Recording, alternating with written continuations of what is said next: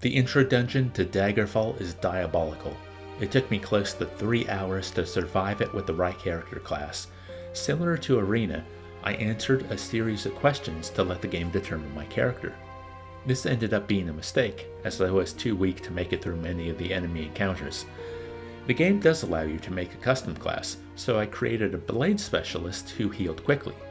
This made combat and recovery easier, but the labyrinth nature of the dungeon coupled with magic enemies made for a frustrating introduction to the game. At least the enemies seemed to be placed this time, unlike the random spawns of Arena.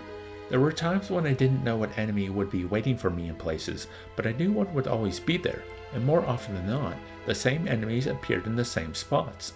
The monster table is vast too. In the intro dungeon, I fought men, rats, bats, skeletons, bears, and magical imp-like creatures that my weapon could not damage. I had to punch them to death. This was a problem I had for the remainder of my playtime. I made a character who was not adept at using magic, and try as I might, I could not buy an enchanted weapon. I had to rely on my fists. I didn't find the combat all that engaging anyway. While mouse movements have different effects, I found it easiest to run back and forth, wiggling my mouse around like a madman until the enemy died, or I did. I imagine using magic makes things more fun. I enjoyed how the bow and arrows worked when I experimented with them. I guess creating a blade specialist, I need to take the live by the sword, die by the sword mantra to heart when it comes to Daggerfall. Live by the wiggle, die by the wiggle. As the second game in the series, I appreciated some of the quality of life upgrades, especially where the map is concerned. How stores, guilds, and taverns are color-coded, and by entering a residence, its name is automatically labeled on the map. It made getting around town a lot easier, especially when I needed to find a specific location, and often asking a random passerby, they would just write down where it was. This helped immensely in quests I took for the Fighters Guild, which usually consisted of, hey, go to this house and kill this thing by tomorrow. Is it strange that I was blindsided when I went to repair my gear and it turned out that the shopkeeper would take 2 days to complete the job? I ended up sleeping for the majority of that time, because after how difficult I found the intro dungeon, the thought of not having my armor and weapon terrified me. It feels like as a whole, Daggerfall is a collection of simple ideas stitched together into a gigantic tapestry. A lot of these little things make sense, or are reasonable once you know them, but I think the barrier to entry is too high for your average player, at least all these years later. It's not so much brute forcing an understanding, but just spending enough time in the world so that all its peculiarities become commonplace. For instance, climbing mode. I managed to climb to the roof of one building. Other times, it seems climbing mode was triggered for no reason, and when I actually wanted to climb something, I could never seem to do it. I bet I would have figured it out eventually, but every aspect of the game felt like this. But I see the appeal too.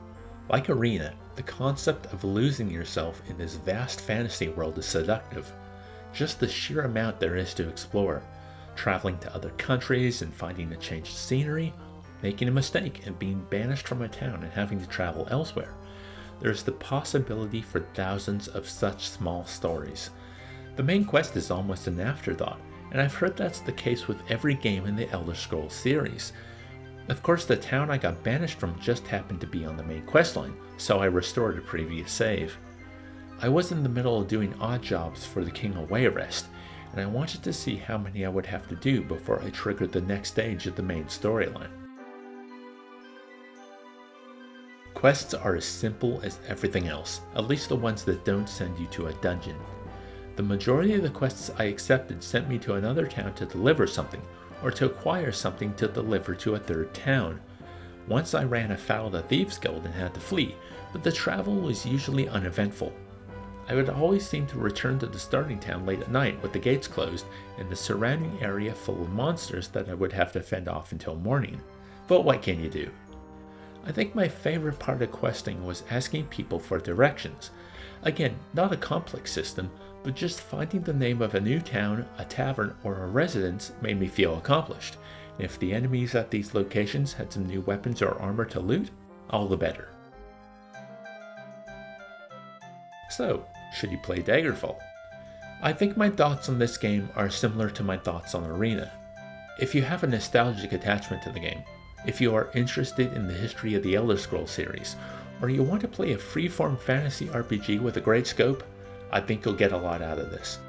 On the other hand, the game is unforgiving, and a lot of its systems are frustrating by modern standards.